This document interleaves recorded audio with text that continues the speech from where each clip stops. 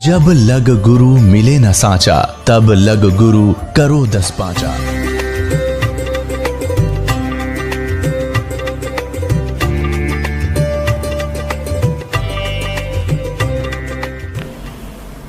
जब तक प्राणी को सत्संग नहीं मिलता, ये कोई भी कार्य कर रहा है उसी को उत्तम मानता है। कोई कसाई का काम करता है उसको भी श्रेष्ठ मान रहा है, क्योंकि उसने दादा परदादा यही काम करते देखे।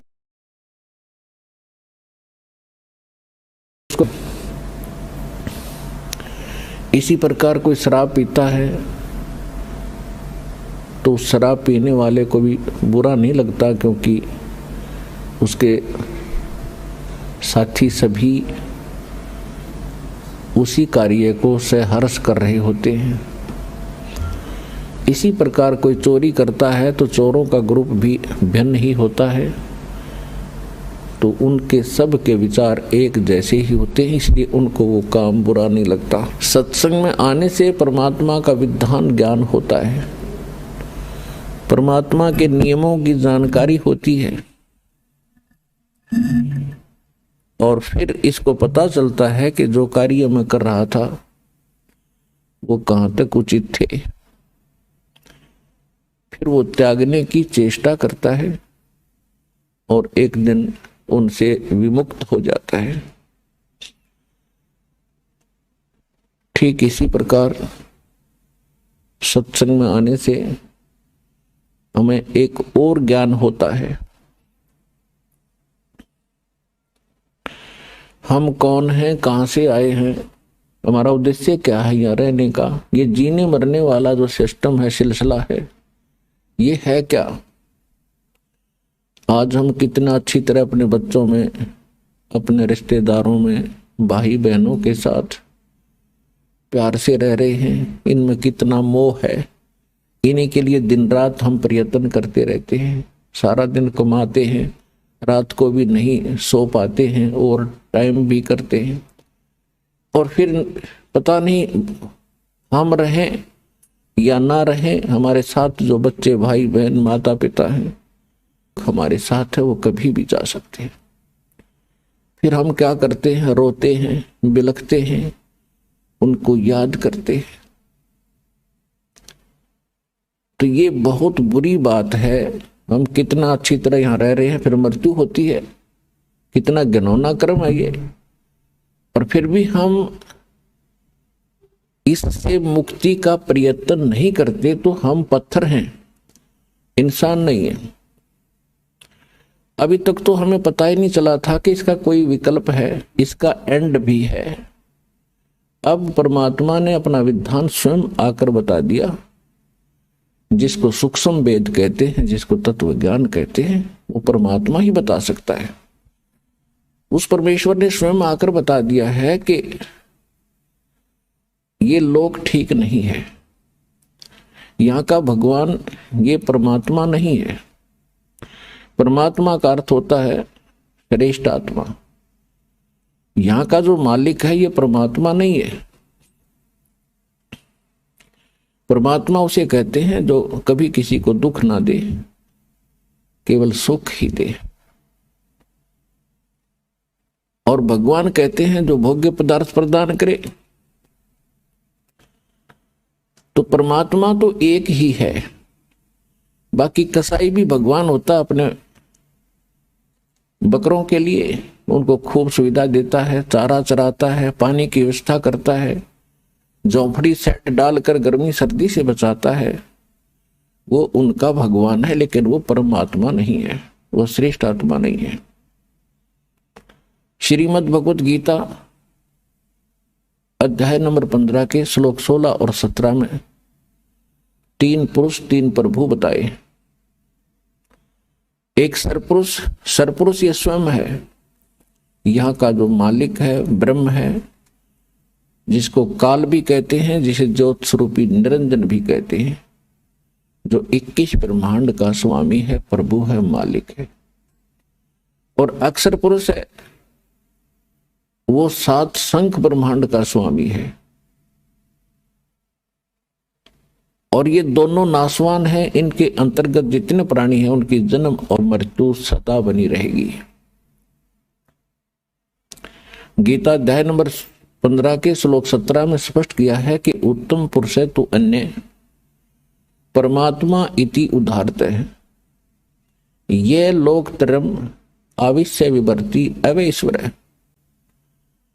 इसमें यह स्पष्ट किया है कि उत्तम पुरुष, श्रेष्ठ परमात्मा, श्रेष्ठ प्रभु, वो तो कोई इन दोनों से अन्य है। और परमात्मा इति उदाहरते हैं, जिसको परमात्मा कहते हैं, वो परमात्मा है। वो दुख नहीं देता, वो सुख ही सुख देता है। वो सुख का सागर है। सुख सागर का अर्थ है कि जहां सुख का एंड ना हो, समाप्त ना हो। और वही तीनों लोकों में प्रवेश करके सबका धारण पोषण करता है। तो यहां सतलोक आश्रम बरवाला जिला हिसार के अंदर उस परमात्मा की जानकारी दी जाती है और उसको प्राप्त करने की विधि बताई जाती है।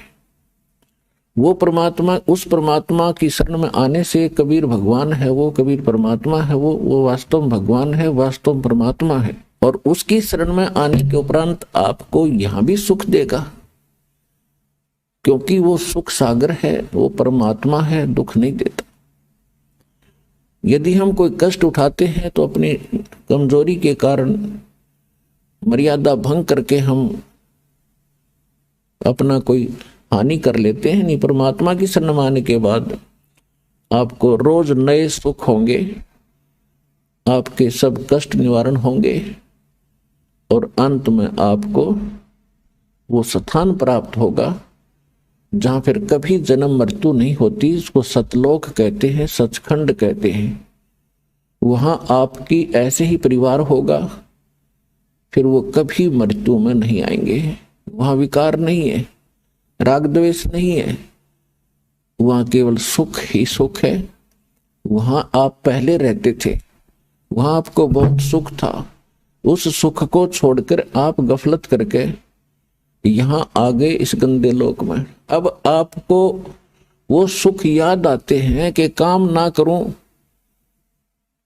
और सारी वस्तु मिल जाए। सबकी नीत ये है कि काम करना ना पड़े, सारी सुविधाएं उपलब्ध हो, बड़ी कोठी हो, कार हो, घूमन फिरने खूब बाग बगीचे हो, फवारे लगे हो। तो यहां तो वो हो ही नहीं सकता। यहां चाहे पूरी पृथ्वी का राजा बन जा, उसने भी काम करना पड़ेगा। तो ये कहां था? सतलोक के अंदर है। वह खूब सुविधाएं हैं, कुछ काम नहीं, भरे भंडारे भगवान के। अब जैसे आप यहां आते हो सतलोक आश्रम बरवाला के अंदर, यहां आपको बना बनाया भोजन मिलता है, बिछे बिछाए मैट मिलते हैं, सारी सुविधाएं हैं। आपको काम क्या है? खाओ पियो, अपना भक्ति करो, चर्चा करो परमात्मा की। कितना आनंद से दिन व्यतीत हो जाते हैं। तो इसी प्रकार ये एक रिहर्सल है उस सतलोक की। लेकिन वो जो सुख है वो तो यहां ना दिया जा सकता है और ना बताया जा सकता है। वो तो वहां जाने से ही आपको पता चलेगा। ये एक केवल उसकी थोड़ी सी नकल है। तो वहां जाने के बाद आपकी ना कभी मृत्यु होगी, ना कोई काया कष्ट होगा। इसलिए परमात्मा के चरणों में आकर के आपको एक विशेष ज्ञान होगा कि हम जो काम कर रहे हैं, जो संपत्ति जोड़ने की हम चेष्टा कर रहे हैं, इसमें हम रहेंगे कितने दिन। तो उसके लिए विकल्प है कि परमात्मा के चरणों में लगो, भक्ति करो। बुराइयों से दूर होना पड़ेगा आपको। तम्बाकू, कोई भी नशीली वस्तु है, सब त्यागनी पड़ेंगी। और चोरी जारी, ठगी, रिश्वतखोरी, ये भूल कर भी नहीं करना, क्योंकि इसका अकाउंट परमात्मा के दरबार में अलग से रहता है। सत्संग में बताया जाता है, मानुष जन्म पाय कर जो नहीं रटे हरि नाम, जैसे कुआं जल बिना बनवाया क्या काम। मानुष जन्म दुर्लभ है, ये मिले न बारंबार। तरवर से पत्ता टूट गिरे वो बोर न लगता डर। साथी हमारे चले गए, हम भी चालन हार। कोई कागज में बाकी रह रही, तात लगी है वार। पृथ्वी पति चकवे गए, जिनके चक्र चलंत। रावण सरीखे कौन गिने, ऐसे गए अनंत। सर्व सोने की लंका थी वो रावण से रणधीरम। एक पलक में राज बिराजी, जम के पड़े जंजीरम। मन तो सुख के सागर बसरे, भाई और न ऐसा यसरे।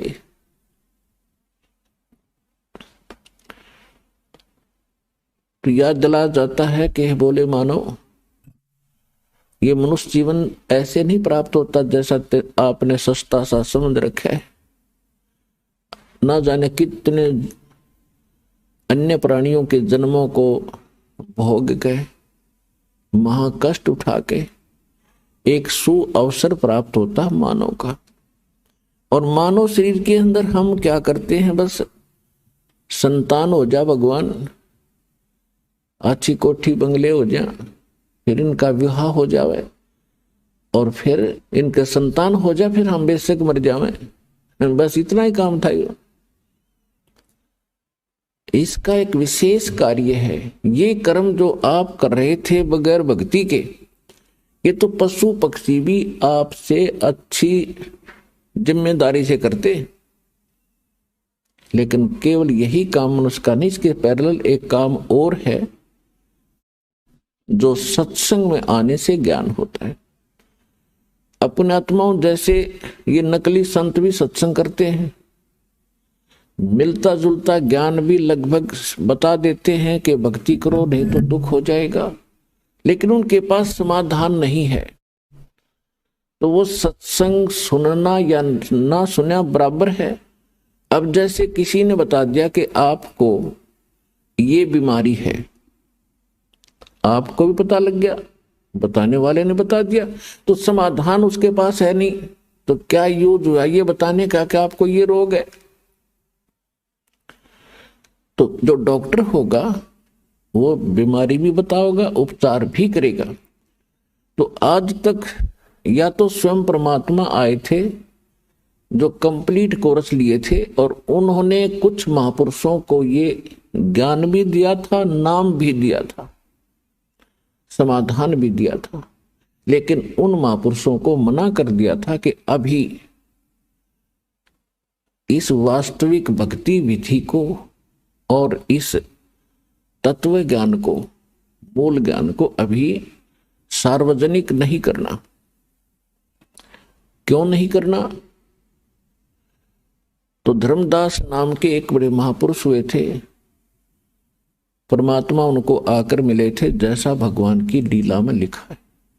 तो धर्मदास जी ने पूछा था, प्रभु आपने मुझे सारी कहानी सुना दी और परमात्मा वो स्थान दिखा दिया जहां से हम गिरे थे इसे गंदे लोक में, और अब आपने मुझे सब मंत्र दे दिए, और परमात्मा अब आप मेरे बच्चों को या अन्य किसी व्यक्ति को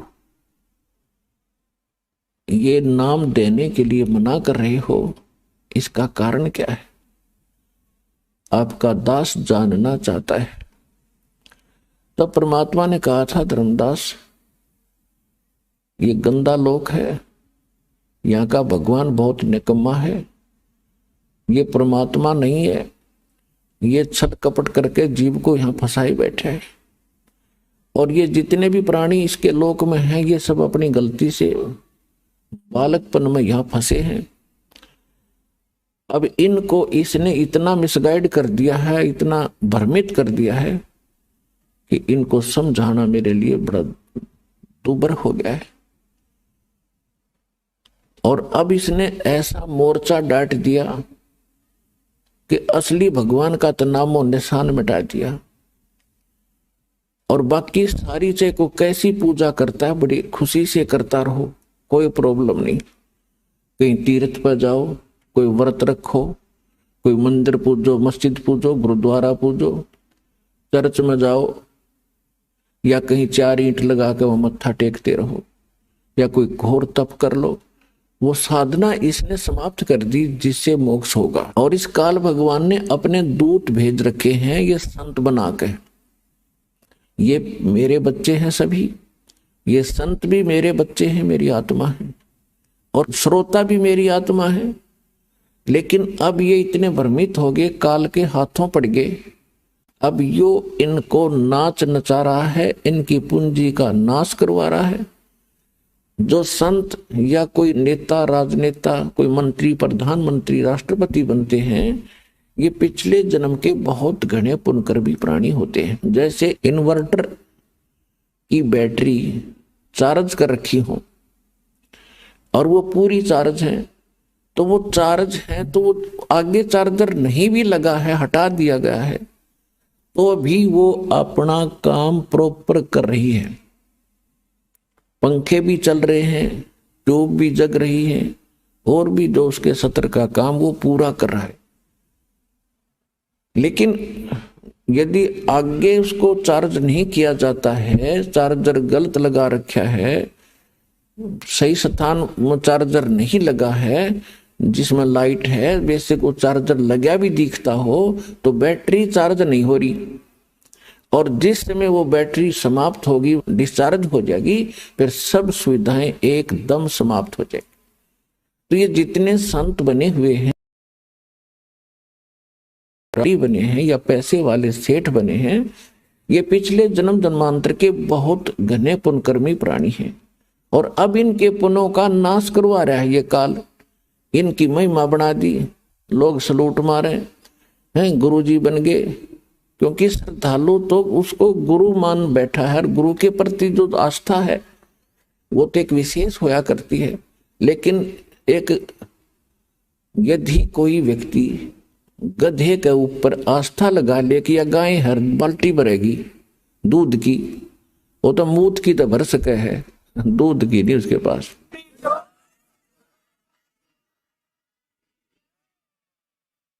तो जितने भी ये नकली संत इस तत्व ज्ञान से परिचित नहीं है, इनको सभी संत मान करके इस आशा में बैठे हैं ये पार करेंगे। ये आप तो हो जाइए पार, थारी तो बात बहुत दूर की है। पार होंगे मूल मंत्र से, मूल मंत्र से पार होंगे, और देने वाला मूल मंत्रों का अधिकारी हो तब पार होंगे। तो इस प्रकार परमात्मा बता रहे हैं धर्मदास जी को कि जिस समय ये भोली आत्मा यहां फंस गई इस काल के जाल में, आगे इसके साथ में, क्योंकि जब ये यहां आए तुम सभी भक्ति युक्त थे, तुम्हारे पास घना धन था भक्ति का, और आप उस भक्ति धन को लेकर इस ठग के साथ आगे, इस ब्रह्म के साथ, सरपुरुष के साथ, इस पर तुम आसक्त हो गए। ये सृष्टि रचना में आपको बहुत बार सुनाया है। अपने पिता से तुम विमुख हुए, भगवान के हृदय से उतर गए, और जिस कारण से आप यहां आ गए। इसने क्या छल किया आपके साथ? पहले आपको रखा ऊपर स्वर्ग में, पहले ब्रह्मलोक में रखा। ये ब्रह्मलोक क्या है? एक रेस्टोरेंट है, एक ये होटल है, और ये उसका मालिक है। इसने वहां अपने एजेंट छोड़ रखे हैं और उसका कमीशन रखा हुआ है, और जितने पुण्य हैं वो सब सुविधा ये देता है। लेकिन उसके व्यक्ति विशेष के, उस आत्मा के पुण्यों से ही वो सब कुछ वहां खाता, भक्ति धन से, और जब भक्ति धन इसका समाप्त हो जाता है तो उसको पृथ्वी पर पटक देता है यहां। और फिर इसने परमात्मा का दिया हुआ ज्ञान वेद इनकम्प्लीट दे दिया। परमेश्वर ने इस ब्रह्म को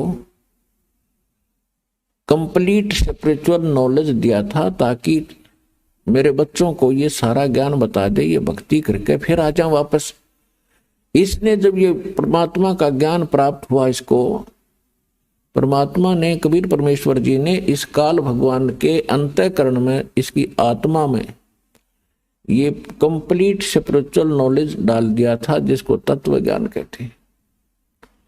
और समय आने पर ये जब बाहर आया वो स्पिरिचुअल नॉलेज यानी वेद, कंप्लीट वेद, पूर्ण वेद, ये एक ही ज्ञान था। फिर इसने क्या किया कि उसमें से वो पोर्शन निकाल दिया जो परमात्मा की सीधी जानकारी थी, और वो मंत्र इसने नष्ट कर दिए।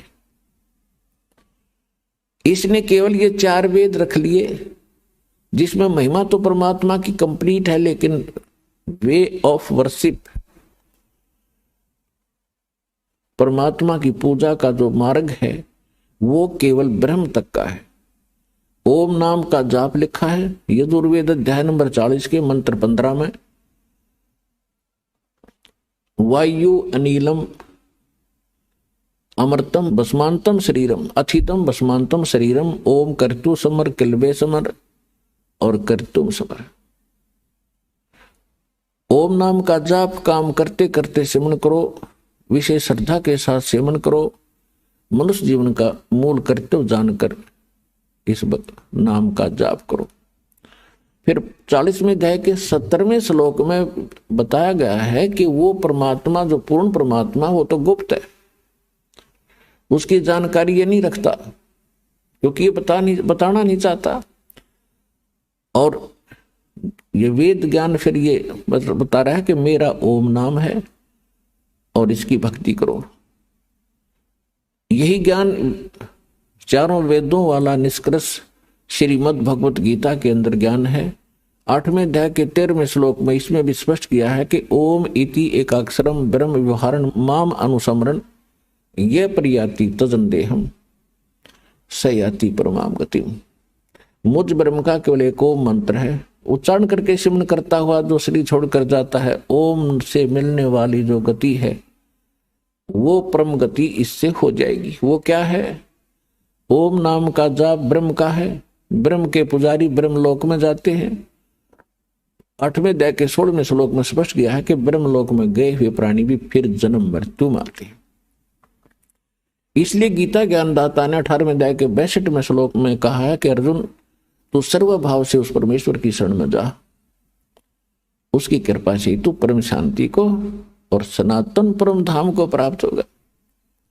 यजुर्वेद अध्याय नंबर 5 के मंत्र 32 में उसमें स्पष्ट किया है कि उसी कसी मूल संस्कृत है, उसी कसी कबीर अंगारी असी बंभारी असी शवर ज्योति रतधामासी।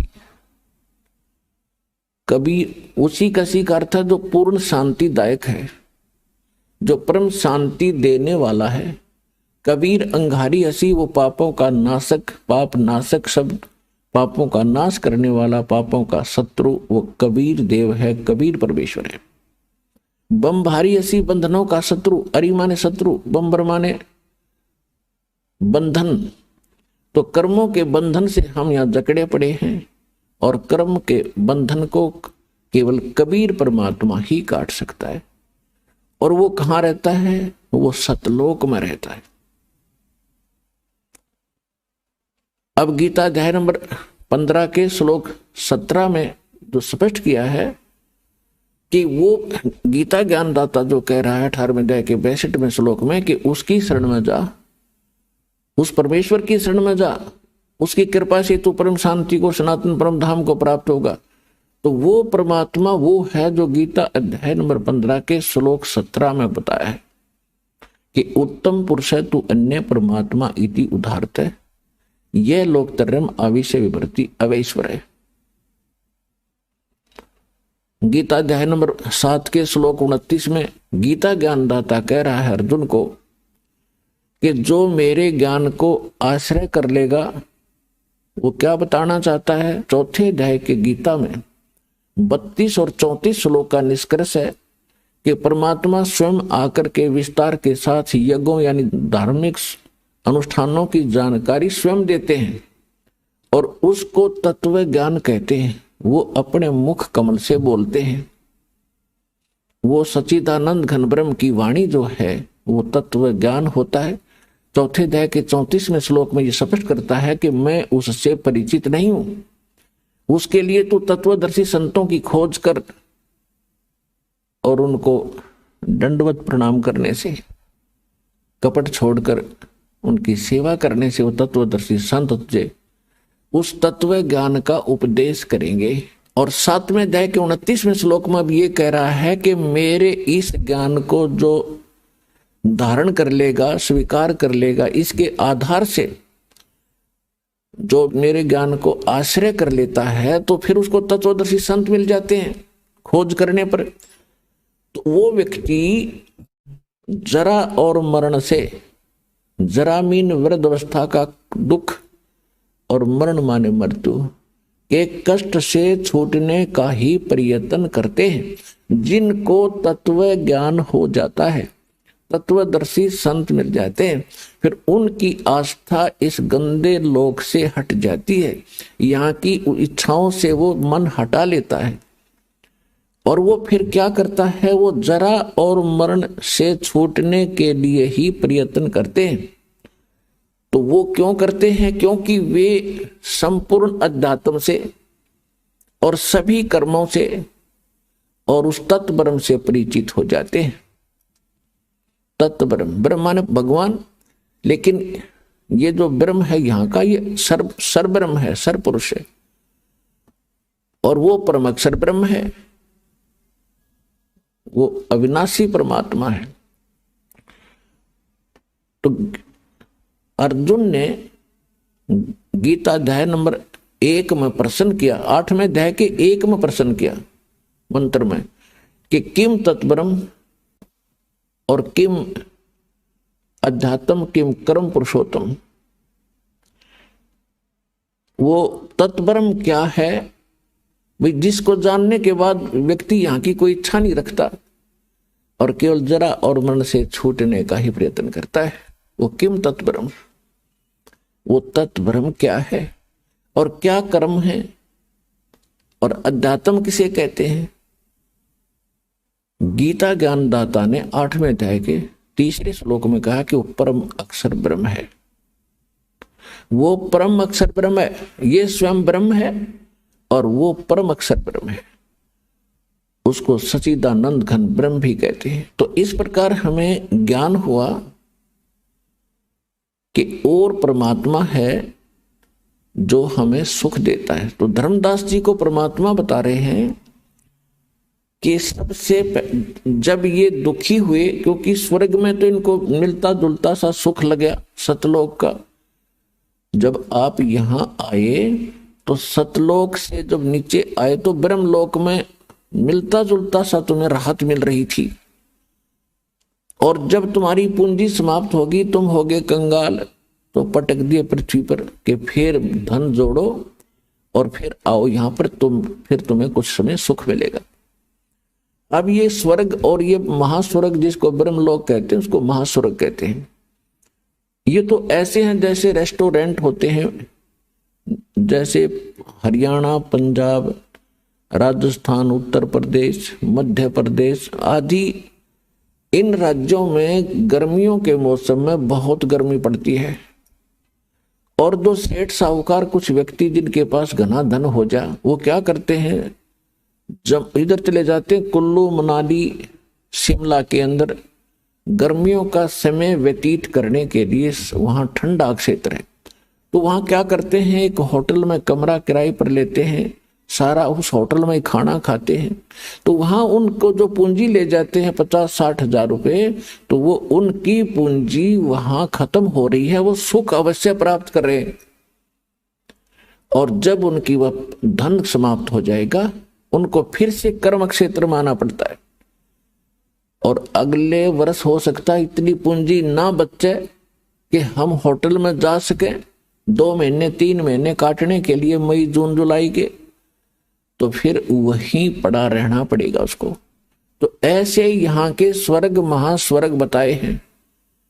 उसके लिए गीता ज्ञानदाता कहता है कि यदि तुम्हें कंप्लीट पीस चाहिए, संपूर्ण शांति चाहिए, तो उस परमेश्वर की शरण में जा। उसके लिए ऑप्शन छोड़ दिया कि मैं नहीं जानता, तत्वदर्शी संतों से पूछो।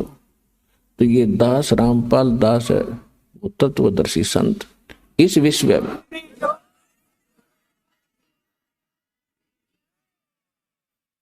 इसको बड़ाई ना समझना, सच्चाई समझना,